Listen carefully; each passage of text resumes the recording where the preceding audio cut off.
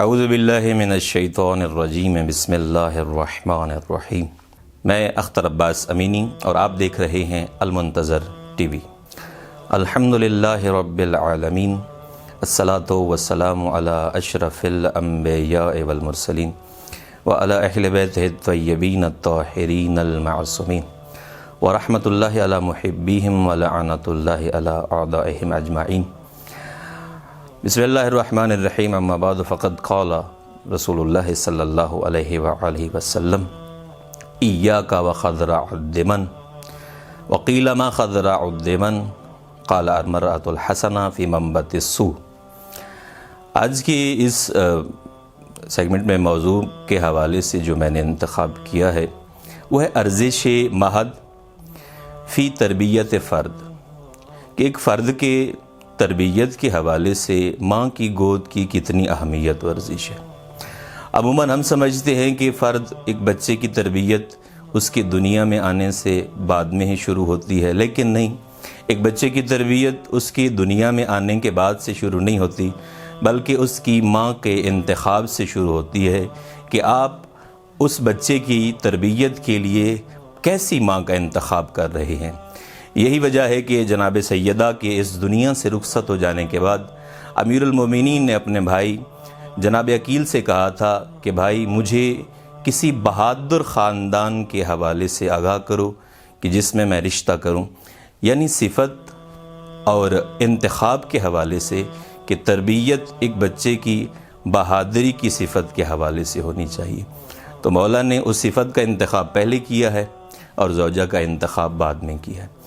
اسی طرح جو میں نے حدیث پڑھی ہے، رسول خدا صلی اللہ علیہ وآلہ وسلم نے فرمایا ایاک وخضراء الدمن، اپنے آپ کو گندگی پر اگنے والی سبزیوں سے بچاؤ۔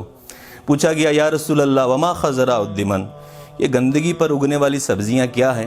تو رسول خدا نے فرمایا المرأة الحسنہ فی منبت السوء، کہ خوش شکل نظر آنے والی وہ اولاد، وہ نسلیں، وہ مستورات کہ جن کی تربیت غلط ماحول میں ہوئی ہے، گندے ماحول میں ہوئی ہے، ایسی عورتوں سے پرہیز کرو۔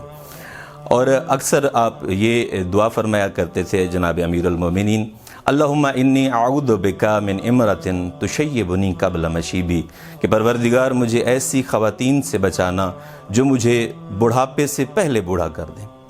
اور ایک اور حدیث ہے رسول خدا صلی اللہ علیہ وآلہ وسلم کی، فرمایا المرأۃ الحسنہ، فرمایا خیر متاع الدنیا المرأۃ الحسنہ المرأۃ الصالحہ، دنیا کی سب سے بہترین دولت پاک دامن بیوی ہے۔ اس کے حوالے سے بے شمار تاریخ میں بھی واقعات درج ہیں اور قابل قدر علماء کے حوالے سے بھی بہت سے ایسے جملے درج ہیں، جیسے کہ کہا گیا کہ تم مجھے اگر پاک دامن مائیں دو تو میں تمہیں ایک اچھا معاشرہ دوں گا۔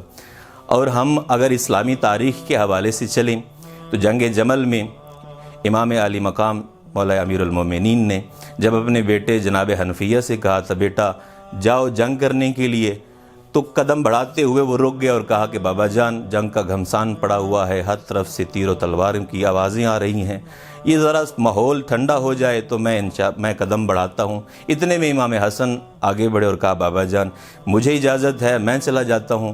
تو کہا ہاں بیٹا چلا جا۔ اب تاریخ کہتی ہے کہ امام حسن جب گئے ہیں تو ایسا لگ رہا تھا جیسے سورج کبھی بادلوں کے پیچھے آ جاتا ہے، کبھی بادلوں سے نکل آتا ہے۔ امام حسن جب گئے ہیں کبھی لشکر میں گھس جاتے تھے، کبھی پھر باہر آ جاتے تھے۔ جب فتح نصیب ہوئی اور واپس آ گئے تو دیکھا کہ جناب محمد حنفیہ کے چہرے پہ شرمندگی کے آثار تھے۔